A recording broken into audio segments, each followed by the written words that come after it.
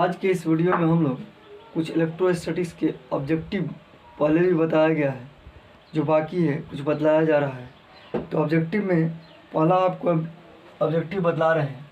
ई तीव्रता के विद्युत क्षेत्र में पी द्विध्रुव आघूर्ण वाले विद्युत द्विध्रुव पर लगने वाला बल आघूर्ण P cross E P dot E cross B D number में P बाई कौन सही होगा। आप लोग पढ़े होंगे कि ई तीव्रता के विद्युतीय क्षेत्र में P आघूर्ण के एक विद्युत द्विध्रुव को रखा जाता है, तो इस पर लगा बल आघूर्ण टाउ जो होता है वह पढ़े होंगे P साइन थीटा होता है। जब टाउ बराबर P साइन थीटा, इसका अर्थ रहा कि tau equal to P cross E, यानी वेक्टर फॉर्म में होता है। जो प्रोडक्ट होता है वेक्टर प्रोडक्ट होता है। तो इसमें ऑप्शन कौन है, तो बल आघूर्ण को किससे लिखते हैं, टाउ से। टाउ बराबर क्या होता है, P क्रॉस ई। अतः इनमें ए नंबर ऑप्शन करेक्ट है, सही है। इसके बाद आपको दूसरा बतलाया जा रहा है, देखिएगा, कह रहा है कि किसी विद्युत द्विध्रुव के अक्ष से r दूरी पर विद्युत क्षेत्र की तीव्रता, किसी विद्युत द्विध्रुव के अक्ष से r दूरी पर तीव्रता, अक्ष से r दूरी पर तीव्रता होती है। तो किसी विद्युत द्विध्रुव के अक्ष से r दूरी पर तीव्रता होती है, ये तीव्रता क्या होगा आपका, E। अब बताइएगा, यहाँ E समानुपाती r स्क्वायर, E वृत्त कर्मानुपाती ये नंबर में दिया है, E समानुपाती r स्क्वायर। दूसरा दिया है आपका B नंबर E वृत्त कर्मानुपाती 1/r स्क्वायर। और तीसरा C नंबर में दिया है E वृत्त कर्मानुपाती r3। और D नंबर में दिया है E वृत्त कर्मानुपाती 1/r3। वैसे अब देखिएगा यहाँ, तो ऑप्शन क्या है, तो किसी विद्युत द्विध्रुव का अक्ष से r दूरी पर, किसी विद्युत द्विध्रुव के कारण, विद्युत द्विध्रुव में दो चार्ज होते हैं, एक माइनस क्यू एक प्लस क्यू, अक्ष से r दूरी के P बिंदु पर आप निकाले होंगे, r दूरी के P बिंदु पर क्या विद्युत क्षेत्र की तीव्रता E बराबर 1/4 पाई एप्सिलॉन नॉट, और क्या होगा 2p/r3। तो यहाँ क्या हुआ आपका कि E बराबर 1/4 पाई एप्सिलॉन नॉट और 2p/r3 विद्युत द्विध्रुव का अक्षीय तीव्रता का सूत्र यही है, निकाला गया है, भाई एक वीडियो में देख लीजिएगा। अब देखिए कांस्टेंट रहा, E बराबर क्या रहा आपका कांस्टेंट, और यहाँ क्या रहा 1/r3। E क्या रहा आपका कांस्टेंट मतलब समानुपाती क्या 1/r3। वैसे यानी इसमें कौन ऑप्शन सही है, डी नंबर। इसके बाद आपको बतलाया जा रहा है अगला 3 नंबर में, देखिएगा, तो विद्युत द्विध्रुव का अक्षीय पर, किसी विद्युत द्विध्रुव से अक्ष से r दूरी पर जो तीव्रता होती है E प्रोपोर्शनल 1/r3 के होता है। तो अब यहाँ आपको बतलाया जाएगा 3 नंबर में, देखिएगा, तो 3 नंबर में है कि यदि एक विद्युत द्विध्रुव का अक्षीय रेखा पर, यदि एक के विद्युत द्विध्रुव के अक्षीय रेखा पर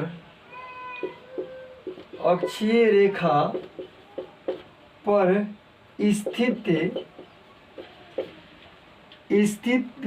किसी बिंदु पर विद्युत क्षेत्र की तीव्रता, किसी बिंदु पर विद्युत क्षेत्र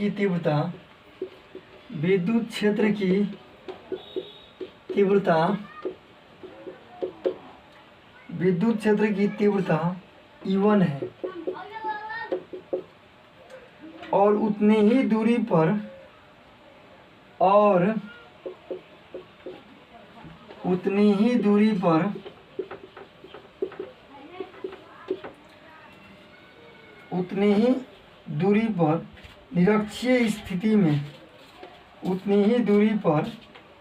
दूरी पर निरक्षीय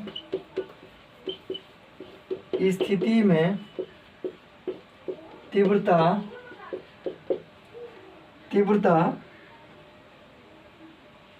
E2 है तो ऑप्शन में दिया है कि E1 बराबर 2E2, बी नंबर में दिया है कि E2 बराबर 2E1, सी नंबर में दिया है E1 बराबर E2, डी नंबर में नॉन ऑफ दीज माने इनमें से कोई नहीं। अब बताइएगा यहाँ, तो यदि एक विद्युत ध्रुव का अक्षीय रेखा पर तीव्रता क्या है E1 है, अनिरक्षीय रेखा पर तीव्रता क्या है E2 है, दोनों के बीच रिलेशन निकाल कर दिखा दीजिए कि क्या हो जाएगा। तो यहाँ आप जानते हैं कि अक्षीय पर तीव्रता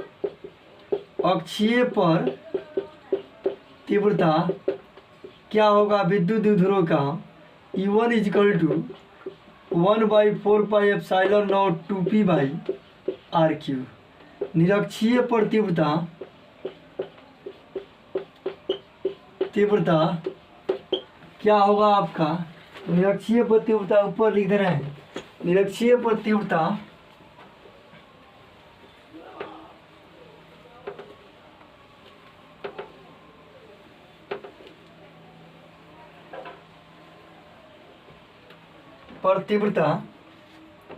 क्या होगा आपका E2 इजकल टू 1/4πε0 p/r³। अब क्या कहेंगे हम कि एक में रखेंगे इस मान को, अक्षीय पर तीव्रता ई रहा E1, निरक्षीय पर तीव्रता ई रहा, तो E1 इजकल टू क्या करेंगे हम, E1 बराबर क्या रहा आपका, यहाँ देखिए तो E1 अक्षीय पर है 2p/r³ I2 रहा, तो अक्षीय की तीव्रता निकालेंगे तो अक्षीय का तीव्रता जो है निरक्षीय का दुगुना है। तो अक्षीय में क्या है आप देखें, अक्षीय में तीव्रता विद्युत ध्रुव के कारण, विद्युत ध्रुव का अक्षीय में तीव्रता E1 इजकल टू 1/4πε0 2p/r³। तो क्या हम E1 को ऐसे लिख लेंगे 1/4πε0 और क्या है ऐसे 1/4πε0 p/r³ कर लेंगे। तो अब बताइए 1/4πε0 p/r³ को क्या लिख लेंगे हम, क्या है निरक्षीय में तीव्रता, निरक्षीय में तीव्रता क्या लिखते हैं E2, E1 बराबर क्या रहा आपका 2E2, क्या 1/4πε0 p/r³, 1/4πε0 p/r³ के बदले E2 लिख लेंगे, E1 बराबर 2 है, इसके बदले E2, तो E1 बराबर 2E2 किस में है, ए नंबर ऑप्शन करेक्ट है। इसके बाद आपको बतलाया जा रहा है अगला क्वेश्चन 4 नंबर में देखिएगा,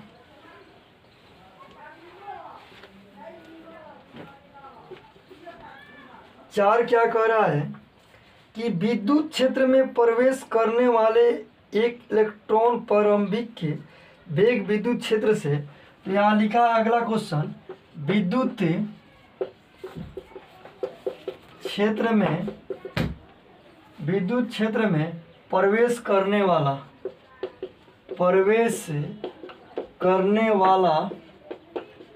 एक विद्युत क्षेत्र में प्रवेश करने वाला एक इलेक्ट्रॉन का प्रारंभिक वेग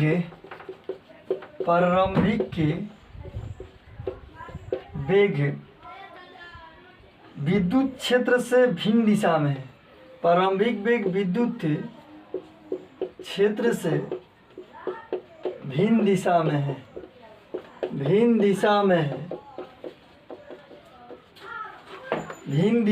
है, विद्युत क्षेत्र में इलेक्ट्रॉन का पथ होगा, विद्युत क्षेत्र में इलेक्ट्रॉन का पथ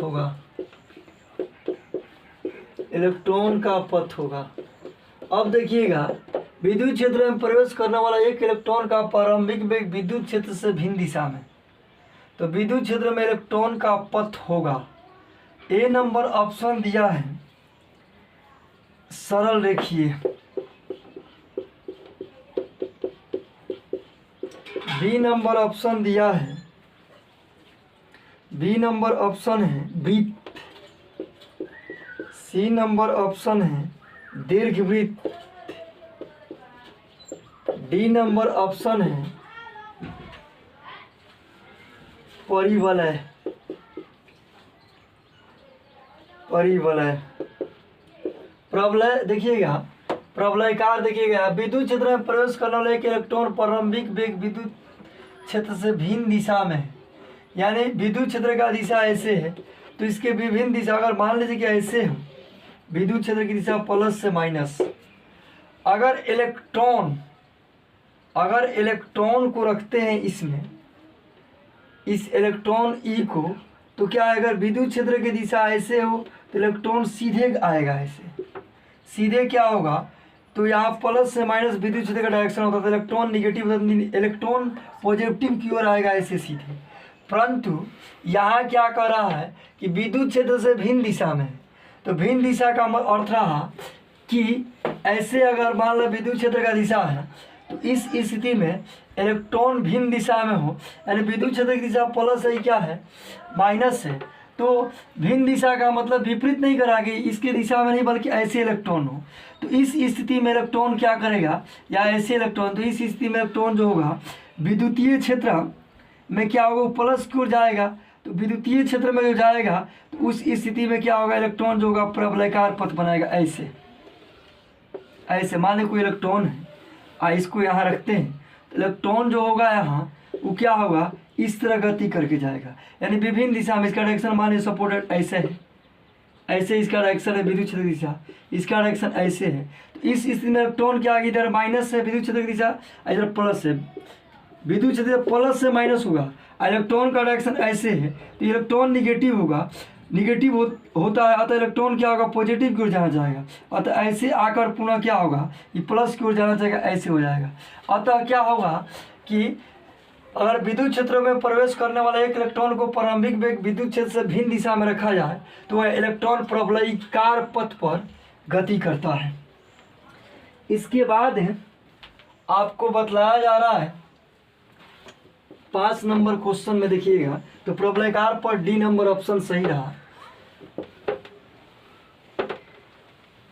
इसके बाद क्वेश्चन है कि समरूप विद्युत क्षेत्र में 22 नंबर, समरूप विद्युत क्षेत्र में, समरूप विद्युत क्षेत्र में एक इलेक्ट्रॉन एवं एक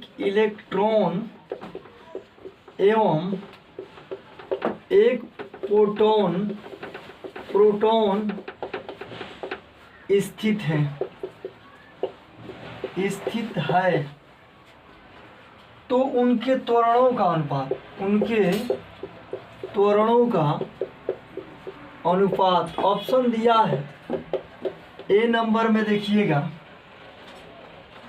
त्वरणों का अनुपात ए नंबर में दिया है 0, बी नंबर में 1, सी नंबर में ME/MP और डी नंबर में MP/ME सी नंबर में दिया है और डी नंबर में दिया है ME/MP। कौन सही होगा? अब बताइएगा कि विद्युतीय क्षेत्र द्वारा इलेक्ट्रॉन पर लगा बल निकालेंगे और प्रोटॉन पर लगा बल निकालेंगे। यहाँ लिखेंगे पहले समरूप विद्युत क्षेत्र में एक इलेक्ट्रॉन है एक प्रोटॉन है तो उनको त्वरणों का अनुपात, त्वरण निकालने के लिए पहले बल निकालेंगे। तो विद्युतीय क्षेत्र में क्या है, इलेक्ट्रॉन पर बल। यहाँ लिखेंगे हम विद्युतीय क्षेत्र में इलेक्ट्रॉन पर बल, इलेक्ट्रॉन पर बल। तो विद्युतीय क्षेत्र में इलेक्ट्रॉन पर बल क्या होगा, Fe इक्वल टू क्या रहा, QE। तो Q तो यहाँ इलेक्ट्रॉन है, विद्युत क्षेत्र की तीव्रता, विद्युत क्षेत्र को E से लिखते हैं और इलेक्ट्रॉन को E से लिखते हैं। तो आप बताइए E इलेक्ट्रॉन पर E तीव्रता द्वारा लगा बल क्या होगा, F बराबर QE से E हो जाएगा। अब रहा है यहाँ दूसरा क्या है, विद्युत क्षेत्र में तो Fe बराबर E। अब न्यूटन के गति के दूसरे नियम से, न्यूटन के गति के दूसरे नियम से F बराबर क्या होगा, M। अब बताइएगा MA इलेक्ट्रॉन यहाँ ई। अब क्या होगा, ए बराबर क्या होगा, ई बाई एम ई, एक नंबर है। अब इसके बाद क्या करेंगे, प्रोटॉन पर लगा बल निकालेंगे। तो प्रोटॉन पर लगा बल निकाल रहे हैं। प्रोटॉन पर लगा बल, चार्ज का परिमाण सेम होता है, प्रकृति बल है पॉजिटिव निगेटिव होता है। इसका पॉजिटिव है प्रोटॉन का, इलेक्ट्रॉन का निगेटिव होता है। तो प्रोटॉन पर लगा बल क्या होगा, एफ पी इजकल टू क्या रहा आपका, ई। अब बताइए न्यूटन के गति के दूसरे नियम से, न्यूटन के गति के दूसरा नियम से क्या होगा, F M P E equal to E, कई नंबर रहा, 2 नंबर।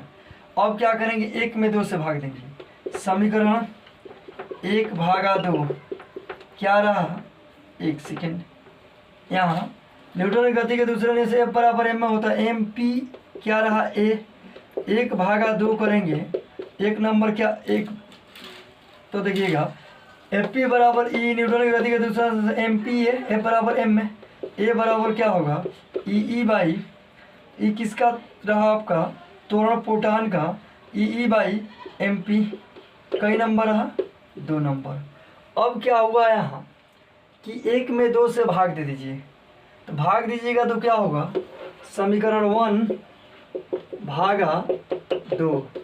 यहाँ क्या रहा आपका, ए ई बाई एम ई, यहाँ क्या रहा, ए E by M P, cut गया, ई से कट गया, उलट के ऊपर चला जाएगा, एम पी बाई त्वरणों का अनुपात, त्वरणों का अनुपात दिखा दीजिएगा यहाँ, ए ई का रहा, ई क्या रहा आपका, पी का रहा। इलेक्ट्रॉन का त्वरण है, ई किसका त्वरण है, प्रोटॉन का त्वरण है। तो अब बताइएगा ये प्रोटॉन का त्वरण है, तो अब बताइएगा ए ई बाई ए पी बराबर क्या रहा, तो ई उलट कर ऊपर चला जाएगा, A E by A P equal to M P by M E. कौन नंबर ऑप्शन सही है। तो अब एक बार देख लीजिएगा, ई इलेक्ट्रॉन पर ई तीव्रता के विद्युतीय क्षेत्र वाला लगा बल एफ ई बराबर ई, न्यूटन की गति के दूसरे नियम से एम ई इलेक्ट्रॉन का एक्सलेशन है, एफ बराबर एम एस है, ई ए बराबर ई बाई एम ई, एक नंबर रहा। दूसरा क्या रहा कि प्रोटॉन पर ई तीव्रता द्वारा लगा बल एफ पी बराबर ई। अब बताओ न्यूटन की गति के दूसरे नियम से एफ बराबर एम में, तो प्रोटॉन के लिए एम पी ए पी कर दिए हैं, यहाँ ई ए पी बराबर ई बाई एम पी, समीकरण 1 में 2 से भाग दिए हैं। तो क्या आया यहाँ, A E by A P, तो M P by M E कौन ऑप्शन है, सी नंबर। अतः इसमें कौन सही होगा, सी नंबर करेक्ट है। अब इसके बाद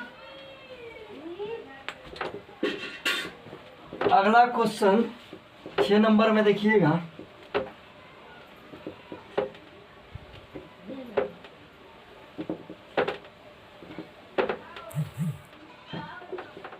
अगला 6 नंबर में आपको बतलाया जा रहा है कि एक पृथक्कृत चालक को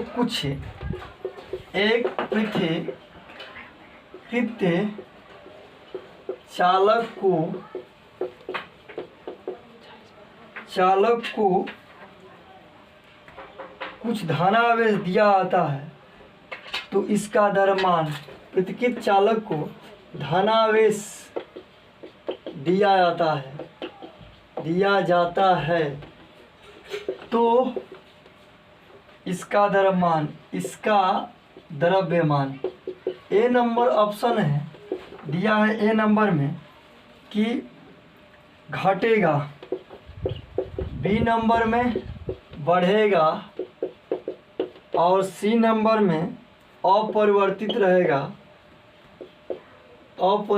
रहेगा और डी नंबर में कोई नहीं। तो अब देखिएगा, एक पृथक्कृत चालक को धनावेश दिया जाता है, धनावेश देने का अर्थ रहा, धनावेशित पदार्थ कौन होता है, जो पदार्थ इलेक्ट्रॉन का त्याग करता है वह धनावेश होगा। तो जब इलेक्ट्रॉन को त्याग करेगा, यानी इलेक्ट्रॉन पदार्थ से निकलेगा, तो इलेक्ट्रॉन का द्रव्यमान भी निकलेगा। तो द्रव्यमान जब निकलेगा तो क्या होगा, उसका द्रव्यमान घटेगा कि बढ़ेगा। तो क्या लिखेंगे हम लोग इसमें कि धनावेशित पदार्थ का मतलब कि उससे इलेक्ट्रॉन निकल रहे हैं, तो इलेक्ट्रॉन निकलेगा तो उसका द्रव्यमान क्या होगा, घटेगा। ए नंबर ऑप्शन सही है। इसके बाद 7 नंबर में देखिएगा, अगला क्वेश्चन है एप्सिलॉन नॉट का बीमा, एप्सिलॉन नॉट का बीमा। ऑप्शन दिया है ए नंबर में m-1 l-3 t के क्यू ए, बी नंबर में m-1 l-3 t के 4 a के 2, सी नंबर में दिया है m पर 0 l पर 0 t पर 0 a पर 0, m पर 0 l पर 0 t पर 0 a पर 0, और डी नंबर में दिया है m3 l-3 t के पावर 3 a के पावर 3। तो एप्सिलॉन नॉट का बीमा निकालने के लिए हम क्या करेंगे, F बराबर 1/4 पाई कूलम नियम से Q1 Q2 by R square coulomb नियम से, कूलम नियम में। अब एप्सिलॉन नॉट बराबर क्या होगा, 1/4 pi F Q1 Q2 by R square. अब बताइएगा इसका डायमेंशन नहीं होगा, बल का डायमेंशन जानते हैं MLT-2। यहाँ क्या Q1 के बीमा IT या AT के फॉर्म में, तो AT लिखिए यहाँ, AT फिर क्या है L स्क्वायर। तो क्या हो जाएगा यहाँ देखिएगा A स्क्वायर T स्क्वायर, नीचे क्या रहा आपका ML3 के पावर -2, ऊपर जाएगा तो क्या रहा m-1 l-3 t के पावर 4 a के स्क्वायर। अब क्या हुआ इसमें, तो कौन होगा देखिए, तो ऑप्शन m-1 l-3 t के पावर 4 a के स्क्वायर, बी नंबर सही है एप्सिलॉन नॉट का बीमा। इसके बाद आपको बतलाया जा रहा है 7 नंबर में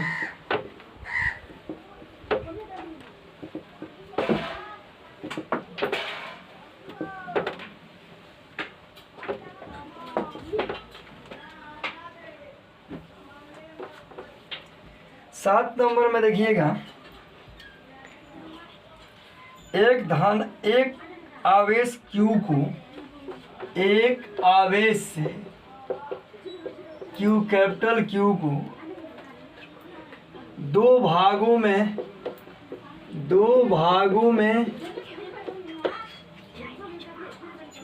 Q को दो भागों में Q तथा Q माइनस Q में विभक्त करके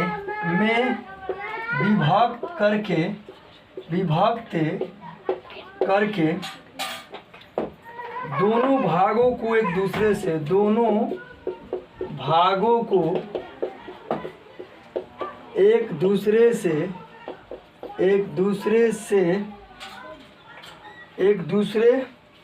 से कुछ दूरी पर रखा जाता है, कुछ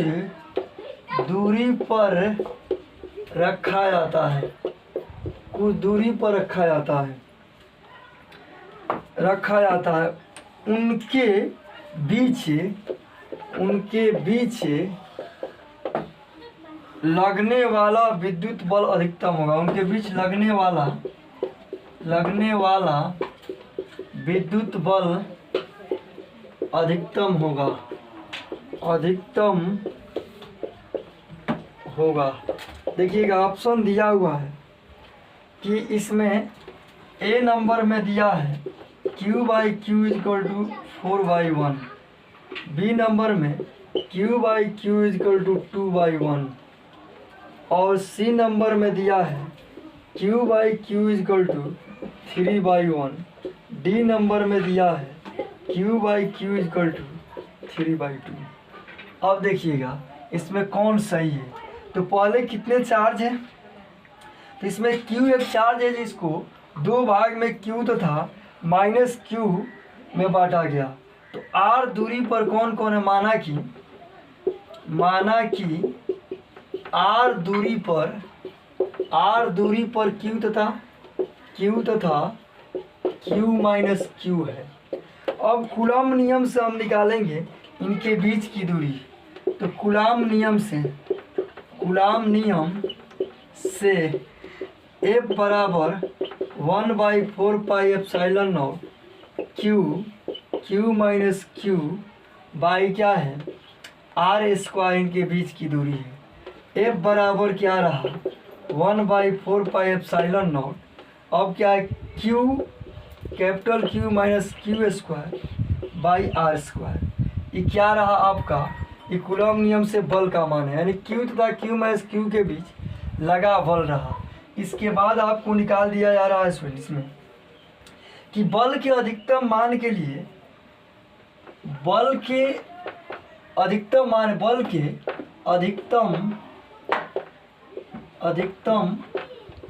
के लिए df by D Q equal to 0। अब बताइएगा df क्या रहा आपका, df by D Q, D by D Q F के बदले क्या लिखेंगे हम, f के बदले आपका क्या होगा 1/4 pi epsilon naught q minus Q square by R square. तो यहाँ हम डिफ्रेंशिएट करेंगे क्या है, कांस्टेंट चीज़ का तो 0 होता है 1/4 पाई एप्सिलॉन आर स्क्वायर। तो q माइनस q यहाँ लिखेंगे q माइनस क्यू स्क्वायर।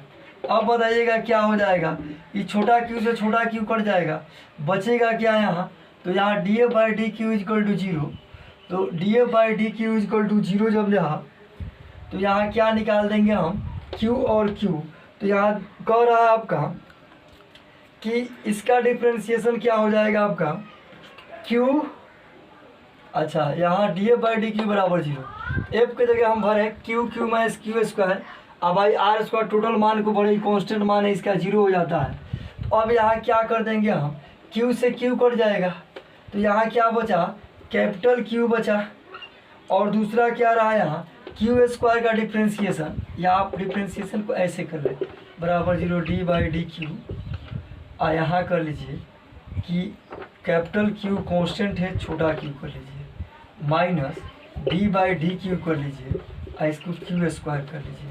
यहाँ क्या बचेगा 1 q बचा, इसका डिफरेंस 2q और बराबर क्या हुआ 0। तो q बराबर 2q। अब बताइएगा तो यहाँ क्या हो जाएगा, कैपिटल Q अब आई स्मॉल q जब इधर आ जाएगा तो इधर बचा 2 और 1, कौन ऑप्शन सही होगा, 2/1, यानी बी नंबर ऑप्शन क्या है, करेक्ट है। तो यहाँ से इसको डिफ्रेंशिएट किया गया है 1/4 q minus Q square by R square. तो ये कॉन्स्टेंट चीज़ को छोड़ दिए हैं, सिर्फ इसको हम डिफ्रेंशिएट करके निकाल लिए हैं बराबर 0। अधिकतम माने बल को अधिकतम मान के लिए, बल के अधिकतम मान के लिए df by D Q equal to क्या रहा आपका 0। तो इस स्थिति में q बाई क्यू यानी capital Q by small q का अनुपात जो है 2:1 है। इसके बाद यहाँ दिया कि यदि किसी स्थान पर विद्युत क्षेत्र की तीव्रता E हो तो उस स्थान पर ए क्षेत्रफल से गुजरने वाला विद्युत फ्लक्स फाई निम्न संबंध से ज्ञात होता है। आप पढ़े ऑप्शन दिया है फाई बराबर ई क्रॉस ए, फाई बराबर E vector dot A vector, phi बराबर ई है, डी नंबर इनमें से कोई नहीं। तो आप जानते हैं कि फाई बराबर क्या होता है, ये कोस थीटा है। जब कोस थीटा होता है तो डॉट प्रोडक्ट होगा, क्रॉस प्रोडक्ट नहीं होगा। तो फाई बराबर क्या होगा ई डॉट ए। ऐसे क्या रहा आपका बी नंबर ऑप्शन करेक्ट है। इसके बाद देखिएगा आप 9 नंबर अगला क्वेश्चन। अब है कि गॉस के नियमानुसार, तो गॉस के नियमानुसार पढ़े हैं कि किसी बंद पृष्ठ से होकर गुजरने वाला कुल विद्युतीय फ्लक्स पृष्ठ के भीतर कुल आवेश का 1/ε0 होता है।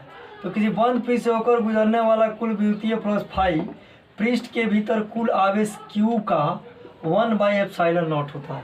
तो कौन सही होगा विद्युतीय फ्लक्स गॉस के नियमानुसार, फाई बराबर क्या होगा Q/ε0, यानी Q इंटू 1/ε0 बराबर Q मैक्सिमम Q/ε0 हो जाएगा। अतः ए नंबर ऑप्शन सही है। ए नंबर ऑप्शन है गॉस के नियमानुसार फाई बराबर Q/ε0। आवेशित या आवेश खोखले गोलीय चालक के अंदर विद्युत क्षेत्र की तीव्रता होती है। आप भी जानते हैं कि आवेशित गोलीय चालक के अंदर आवेश नहीं होता है, चालक को जो आवेश दिया जाता है संपूर्ण आवेश पृष्ठ पर चला जाता है। अतः अंदर जो होता है विद्युत क्षेत्र की तीव्रता क्या होता है, शून्य होता है। तो कहिएगा यह थ्योरी में भी बताया गया है आप लोगों को कि आवेशित खोखले गोलीय चालक के अंदर विद्युत क्षेत्र की तीव्रता शून्य होती है। ऑप्शन सही रहा डी नंबर।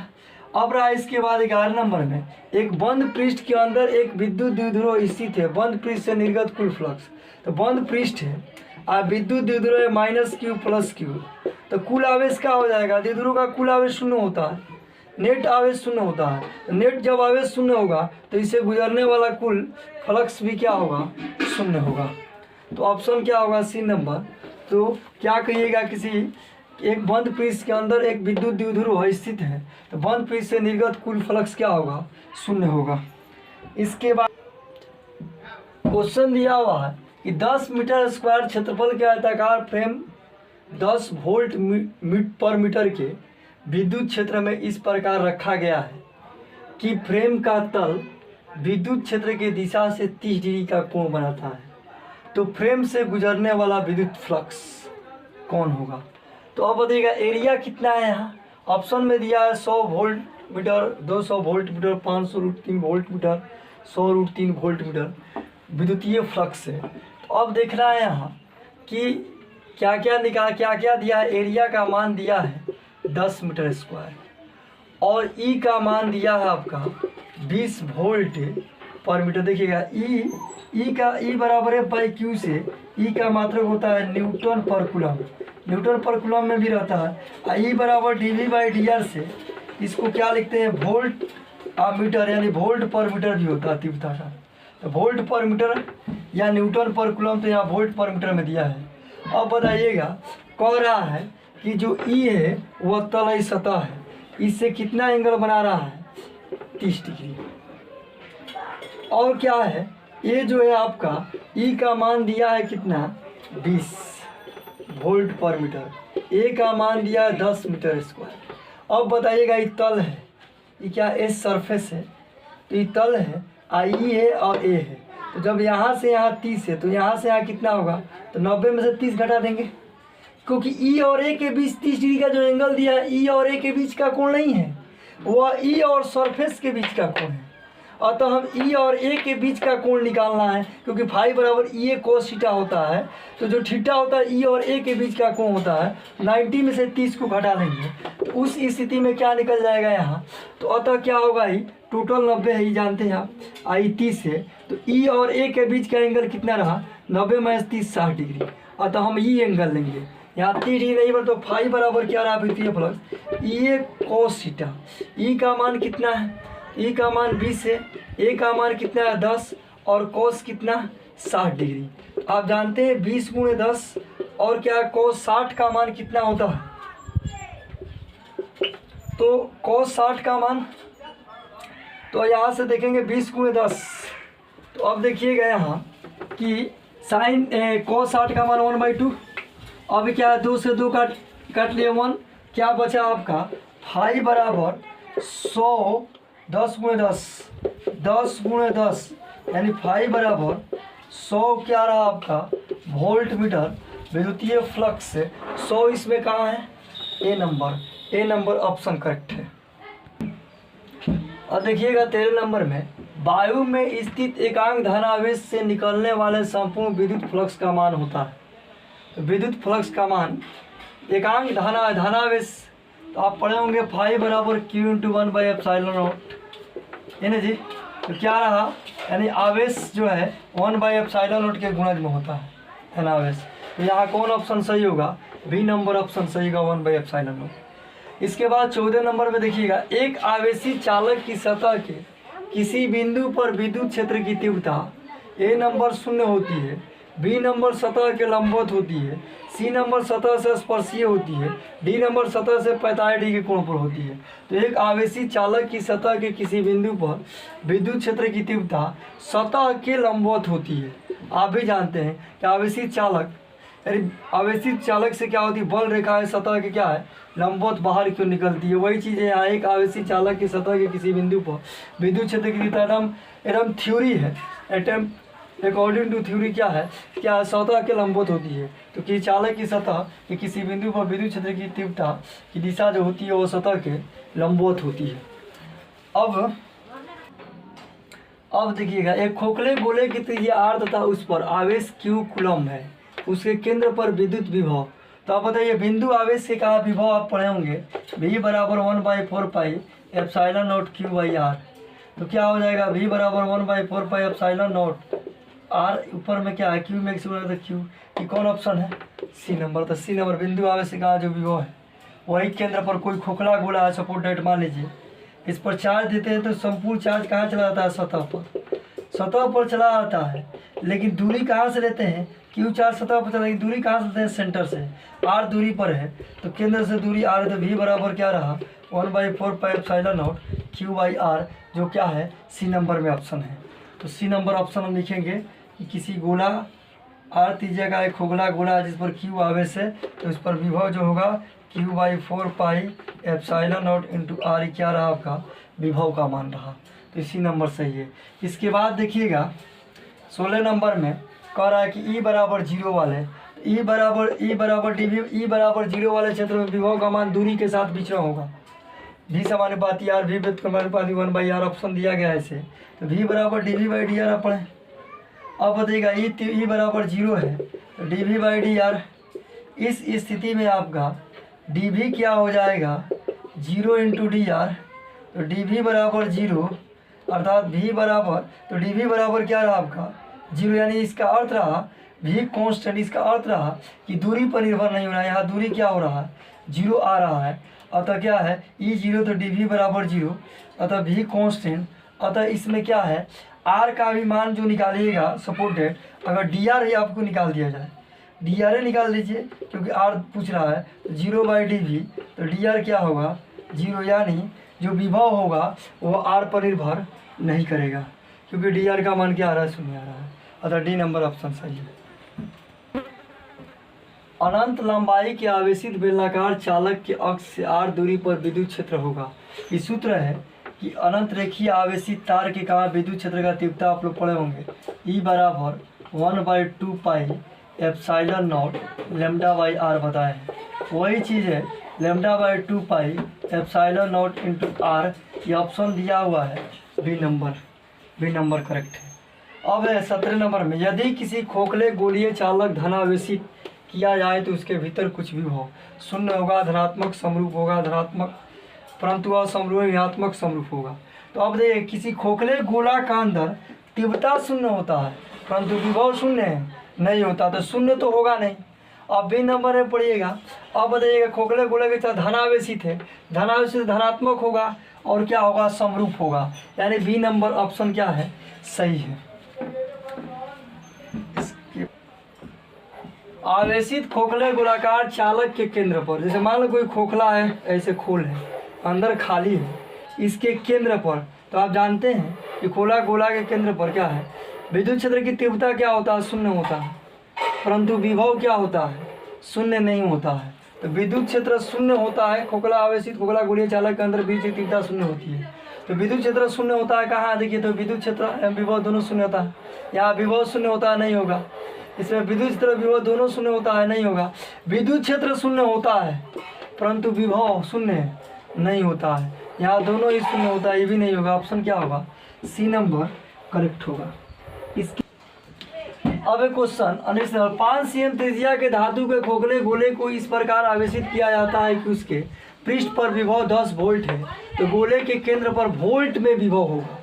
तो अब बताइएगा कि यहाँ मान लीजिए 5 cm त्रिज्या का एक खोखला गोला है सपोर्टेड, कितना रेडियस का? 5 cm त्रिज्या का, इसकी त्रिज्या कितनी है? 5 cm है। अब क्या कहिएगा, इसके पृष्ठ पर विभव कितना है? 10 वोल्ट है, यहाँ भी 10 वोल्ट, यानी कहने का अर्थ यहाँ है। तो 5 cm त्रिज्या का खोखला गोला है तो केंद्र से सब जगह की डिस्टेंस 5 cm होगा। अतः क्या होगा? यहाँ हर एक जगह विभव क्या होगा? अतः खोखला गोलाकार सतह का जो खोखला गोलाकार जो सतह होगा समविभीय पृष्ठ होगा। तो समविभीय पृष्ठ होगा तो हर एक जगह विभव का मान क्या होगा? 10 वोल्ट ही होगा। अतः इसमें कौन सही होगा? विभव कितना होगा? 10 वोल्ट, क्योंकि 5 से खोखला गोला है और सेंटर से क्या है? परिधि के या गोलाकार सतह के प्रत्येक बिंदु का डिस्टेंस सेम रहेगा। अतः क्या होगा? विभव का मान भी क्या होगा? समान होगा। अतः यह पृष्ठ समविभीय होगा, जिसे कहा विभव कितना होगा? 10 वोल्ट।